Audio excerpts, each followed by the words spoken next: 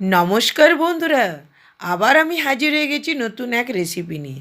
শীত তো চলেই এলো, চলুন আপনাদের জন্য পিঠে দিয়ে শুরু করি। আজকে আমি আপনাদেরকে দেখাবো বাটির সুজির ভাপা পিঠে। অনেক ধরনের তো অনেক পিঠে খেয়েছেন, চালগুড়ির পিঠে, সুজির পিঠে। আজকে আপনাদেরকে একদম সিম্পল রেসিপিটা করে দেখাবো। দেখুন, এখানে আমি এক বাটি সুজি নিয়ে নেব, সামান্য পরিমাণে নুন, চিনি নেব 2 চামচ, মিষ্টিটা কম বেশি আপনারা বুঝে দিতে পারেন। এরপর আমি গুঁড়ো দুধ নিয়ে নেব 2 চামচ। এখানে আমার 25 গ্রামের মতন দুধ আছে, আমি 2 চামচের মতন পুরো দুধটাই নিয়ে নিলাম, গুঁড়ো দুধ। এটা কিন্তু দিলে খেতে একটু টেস্ট লাগবে। এরপর আমি শুকনো উপকরণগুলো একটু মেখে নেব। দেখুন, এখানে আমি একটু জল দিয়ে পুরো সুজিটা মাখবো। এখানে কিন্তু উষ্ণ গরম জল নেব। এরপর আমি সুজিটা পুরোটাই মেখে নেব, ঢাকা দিয়ে রেখে দেবো 10 মিনিটের মতন। এরপর একটা আমি এখানে নারকেল নিয়েছি। দেখুন, আমি নারকেলের পুরো খোসাটা উপরের ব্রাউনটা ছাড়িয়ে দিয়েছিলাম। এরপর একটা গ্রেটার দিয়ে নারকেলটা আমি পুরোটাই গ্রেট করে নেব। আপনারা এটা নারকেলটা কুড়েও নিতে পারেন। দেখুন, আমার নারকেলটা গ্রেট করা হয়ে গেছে। এখানে আমি গুড় দেব।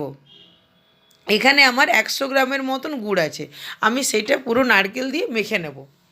আপনারা এর জায়গায় নারকেলের যে পুর তৈরি করে সেটাও করতে পারেন। দেখুন, 10 মিনিট হয়ে গেছে। 10 মিনিট পর আমি ফিরে এলাম। 10 মিনিট পর দেখাচ্ছি আমার সুজিটা কত সুন্দর ফুলে গেছে। এরপর এখানে আমি 1 চামচের মতন বেকিং পাউডার দেবো, কিন্তু 1 চা চামচ, 1 চামচ নয়। এরপর ওই 1 চা চামচ যে বেকিং পাউডার দিলাম, সেই 1 চা চামচে জল দিয়ে আমি পুরো সুজির ডোটা ভালো করে মেখে নেব। দেখুন, সুজিটা আমার মাখার পর সুজিটা ফ্লাফি হয়ে গেছে। এরপর আমি এখানে 4টে বাটি নেব। আপনারা যেরকম সাইজের বাটি নিতে পারেন, আমি এখানে 4টে বাটি নিয়েছি। এই বাটিগুলোতে একটু করে তেল লাগিয়ে দেবো ভালো করে, যাতে সুজি যখন কেকটা আমি ছাড়াবো তখন পুরোটা যেমন ছেড়ে যায়। এরপর যে সুজিটা আমি তৈরি করেছিলাম, সেই সুজিটা 1 চামচ করে আমি দিয়ে দেবো বাটির মধ্যে। দেখুন, এভাবে পুরো বাটিটা ভরে নিচ্ছি।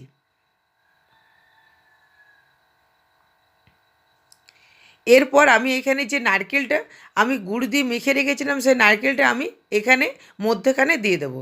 দেখুন, এভাবে হাত দিয়ে একটু চ্যাপটা করে আমি মধ্যেখানটা দিয়ে দিলাম। এভাবে আমি সব বাটিগুলোতে দিয়ে দিচ্ছি।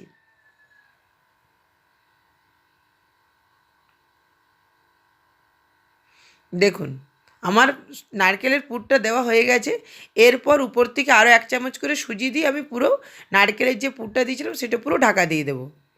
বন্ধুরা, আমার রেসিপি আপনাদের ভালো লাগলে প্লিজ আমার চ্যানেলটাকে লাইক আর সাবস্ক্রাইব করে দেবেন। আপনাদের রেসিপিগুলো কেমন লাগছে আমাকে প্লিজ কমেন্ট করে জানাতে পারেন। আপনারা কী রকমের রান্না দেখতে চান সেটাও কমেন্ট করে আমাকে জানাতে পারেন। দেখুন, আমার সুজিটা পুরো আমার তৈরি করে নিয়েছি। এরপর আমি একটু ডেকোরেশন করে নেব, যাতে দেখতে ভালো লাগে।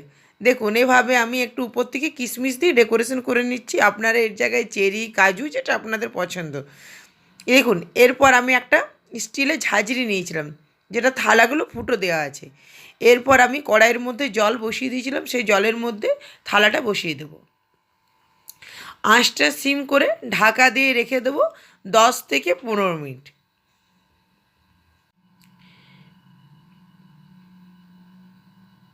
দেখুন, আমি 15 মিনিট পর ফিরে এলাম। আমি ঢাকাটা সরিয়ে আপনাদেরকে দেখাচ্ছি আমার সুজিটা কত সুন্দর ফুলে গেছে। দেখুন, আপনারা হাত দিয়ে একটু দেখে নিতে পারেন। সুজিটা যদি কাঁচা আছে তাহলে আরও 5 মিনিটের মতন দিতে পারেন। এরপর আমি পুরোটাই ঠান্ডা করে নিয়েছি। ঠান্ডা করে আপনাদেরকে দেখাচ্ছি কি সুন্দর সুজিটা আমার হয়েছে। একদম নরম, খেতে খুব টেস্টি লাগবে। আপনারা একবার এই শীতে বানিয়ে নিন। এটা গরম ঠান্ডা দুটোই খেতে টেস্টি লাগবে। এরপর আমি একটু ডেকোরেশন করে নিচ্ছি। এই শীতে গরমাগরম তৈরি করুন বাটির সুজি ভাপা পিঠে। বন্ধুরা, আমার আজের মতো এই পর্যন্তই। দেখা হবে নতুন কোনো রান্নার এপিসোডে। দেখুন কতটা সফট হয়েছে।